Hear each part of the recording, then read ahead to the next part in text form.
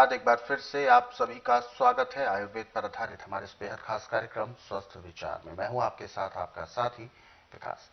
दर्शकों, स्वस्थ विचार कार्यक्रम एकमात्र ऐसा कार्यक्रम है जो कि आपके लिए सेहत और तंदुरुस्ती का खजाना लेकर आता है। लेकिन इसके लिए आपको इस कार्यक्रम में हमारे साथ कुछ मेहनत करनी होगी, कुछ ऐसा कार्य करना होगा जो कि इस कार्यक्रम में आपको एक प्रक्रिया के माध्यम से बताया जाता है। गुरुजी अक्सर हमें बहुत ही सामान्य चीजों से उपचार बताते हैं जो कि हमारे लिए बहुत ज्यादा कामगार होते हैं। महत्वता हमें उसको देनी ही चाहिए, क्योंकि ऐसी चीजें जो कि हमारे रसोई घर में भी आसानी से उपलब्ध हों, वो हमारे लिए बहुत ज्यादा उपयोगी हैं।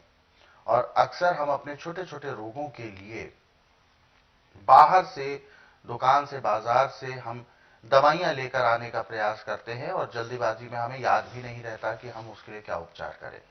लेकिन जो भी दर्शक इस कार्यक्रम से निरंतर जुड़े रहते हैं, जो भी दर्शक रोजाना इस कार्यक्रम को देखते हैं, तो ऐसे दर्शक हमारे इस कार्यक्रम को देखने की वजह से अपने घर में बहुत सारे उपचार भी करते हैं। और साथ ही साथ सबसे मेन और सबसे विशेष बात यह है कि उनके घरों में रोग की उत्पत्ति नहीं हो पाती, क्योंकि वो अपने आप को एक ऐसे सुरक्षा घेरे में रखते हैं जो जिसे प्रतिरोधक क्षमता कहते हैं। जिसकी प्रतिरोधक क्षमता मजबूत होगी उसको कोई रोग होगा ही नहीं। और यदि किसी कारणवश रोग हो भी जाता है तो वो आसानी से उपचारों के माध्यम से उसको ठीक कर सकते हैं। इसीलिए आपको हम याद भी दिलाते हैं कि जब भी आप इस कार्यक्रम को देखने बैठे तो कॉपी और पेन जरूर लेकर बैठा करें। जो भी नुस्खे उपचार आपको बताए जाएं उनको आप लिख जरूर लिया करें। आगे बढ़ते हैं कार्यक्रम में और शुरू करते हैं आज के एक मुख्य विषय पर चर्चा। गुरुजी, आज हम बात करने जा रहे हैं मौसमी बुखार को लेकर। कहते हैं कि जब भी मौसम बदलता है तो शरीर में भी परिवर्तन उसका जरूर दिखता है। लेकिन मौसम के मुताबिक जो बुखार चढ़ता है, क्या ये बुखार किसी वायरस से रिलेट करके देखते हैं या शरीर की कोई ऐसी कमजोरी होती है जिसकी वजह से ऐसे मौसम बदलते ही बुखार हो जाता है? क्या कुछ है जो हमारा शरीर एडजस्ट नहीं कर पाता? देखिए, जब आपके शरीर में कफ बढ़ेगा, अच्छा। उस सांस की नाली में, फेफड़ों में ऐसे जमता है जैसे पहाड़ों पे बर्फ जमती है। फिर ऑक्सीजन पूरी नहीं मिलती फेफड़े को। जी। फेफड़े को ऑक्सीजन पूरी नहीं मिलेगी तो दिल को नहीं ऑक्सीजन पूरी मिलेगी, खून साफ नहीं होगा। अब खून के अंदर जब इन्फेक्शन होगा तो आपको बुखार आ जाएगा। अच्छा। अब इसमें हमें किसी डॉक्टर हकीम के पास जाने की जरूरत नहीं, आप घर में इसका उपचार कर सकते हैं। पानी जब पीना, आपने हल्का गर्म पानी पीना, उसमें नींबू का रस मिला के पीना। नींबू मौसमी बुखार के लिए एक किस्म का रामबाण है जी। ये इसको ऐसे समाप्त करता है जैसे कूड़े करकट के ढेर को माचिस की तिल्ली जला के समाप्त करती है। बलगम को समाप्त करने के लिए, निमोनिया को कंट्रोल करने के लिए और खून के अंदर के पॉइजन को समाप्त करने के लिए नींबू से बढ़कर संसार में दूसरी कोई वस्तु नहीं है। परंतु रोग के अनुसार लेने के इसके तरीके अलग अलग हैं।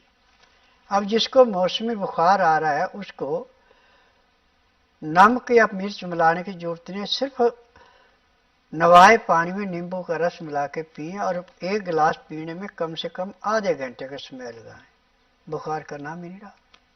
जी गुरु जी, जैसे कि अक्सर होता है मौसम बदला, मौसम बदलने के साथ साथ बुखार भी चढ़ता है। लेकिन ऐसा कौन होगा जिसे बुखार नहीं आएगा? यानी क्या कुछ ऐसी हमें सावधानी रखनी पड़ेगी जिससे कि हमें बुखार जैसी समस्या या बदलते मौसम का कोई इफेक्ट हमारे शरीर पर पड़े ही नहीं? यदि आप 12 महीने नवाया पानी पीते हैं नींबू का रस मिला के, तो जिंदगी में जब तक आपके शरीर के अंदर सांस चल रहे हैं तब तक आपको कोई रोग होगा ही नहीं। जी। ये है असल चीज। जी। तो क्या इसको सामान्य प्रक्रिया में भी, मतलब सामान्य जीवन में भी इसको पीते रहना चाहिए?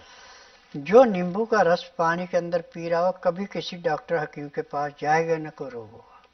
जी। तो वास्तव में दर्शकों ये बहुत जरूरी है जानना कि नींबू, जिसको हम मात्र अब तक स्वाद के लिए एक वस्तु समझ रहे थे, एक फल या सब्जी के तौर पर हम उसको ले रहे थे, ये वास्तव में अपने आप में ही एक औषधालय है, जिसके औषधि तत्व हमारे शरीर को इतना लाभ देते हैं। बुखार में भी ये नींबू बहुत ज्यादा काम आता है। नींबू पका हुआ हो, गर्म यानी जैसा गुनगुना पानी होता है, उसमें आप डालकर उसको बहुत ही सामान्य तौर पर जैसे आप पानी पीते हैं उसी के तौर पर आप पी सकते हैं, लेकिन जब आप उसमें नींबू डालते हैं तो वो सिप सिप करके आपको, यानी घूंट घूंट करके आराम आराम से आपको वो पानी पीना है। जितनी ज्यादा बार आपका घूंट अंदर जाएगा, ये समझें कि उतना ही जल्दी आपके जो भी नस नाड़ियां हैं, जो भी आपके फूड पाइप्स है, उसको वो क्लियर करते हुए जाता है।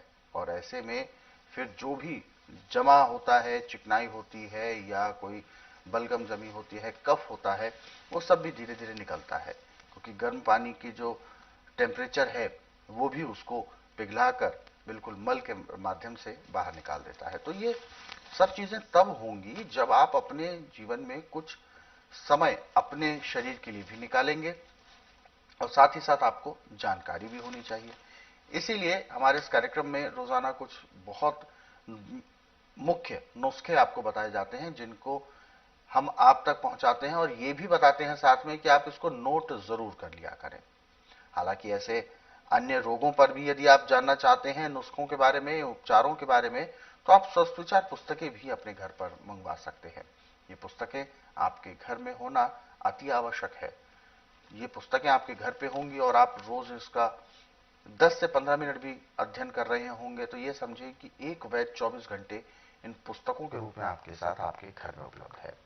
पुस्तकें मंगवाने के लिए आपको हेल्पलाइन नंबर पर कॉल करना होगा। नंबर आपकी टीवी स्क्रीन पर है।